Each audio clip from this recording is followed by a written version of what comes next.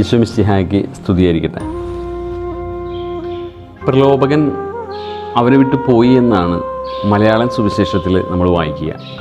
പക്ഷേ പ്രലോഭകൻ ഏറ്റവും അനുകൂലമായൊരു സമയം നോക്കി അവനെ വിട്ടുപോയി എന്ന് ചില തർജ്ജമകൾ പറയുന്നുണ്ട്.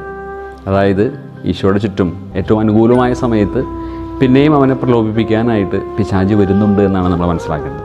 ജെറുസലേമിലേക്കുള്ള രാജകീയ പ്രവേശന സമയത്ത് ഈശോയുടെ ചുറ്റും ഒത്തിരി ആളുകളുണ്ട്. അവനിൽ ഒരു വിപ്ലവകാരിയെ, ഒരു നേതാവിനെ, ഒരു രാജാവിനെ ജനങ്ങൾ സ്വപ്നം കാണുകയാണ്.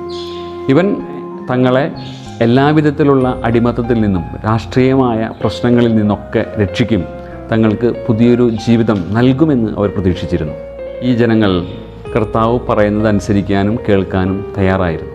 പക്ഷേ അവരെ ഒരു ഉപകരണമാക്കാതെ, അവരൊരിക്കലും തൻ്റേതായ ഇഷ്ടങ്ങൾക്ക് വേണ്ടി ഉപയോഗിക്കാതെ, പിതാവായ ദൈവം തന്നിൽ അർപ്പിച്ച ആ വലിയ ഉത്തരവാദിത്തം അത് പൂർത്തിയാക്കാനായിട്ട് ഈശോ പരിശ്രമിക്കുകയാണ്.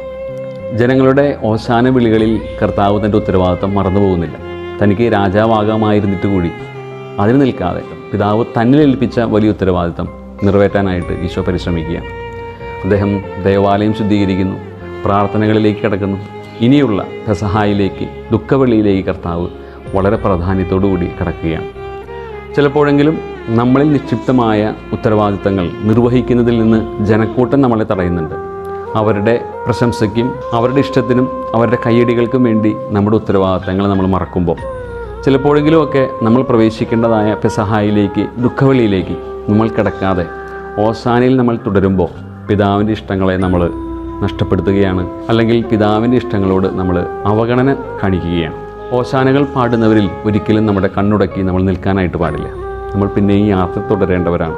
പെസഹായും ദുഃഖവെള്ളിയും അതിനുശേഷമുള്ള ദുഃഖശനിയുമെല്ലാം നമ്മളെ കാത്തിരിക്കുകയാണ്. അതിലൂടെ കടന്നു പോകുമ്പോഴാണ് ഉദ്ധാനത്തിൻ്റെ മഹിമ സ്വീകരിക്കാനായിട്ട് നമുക്ക് സാധിക്കുക.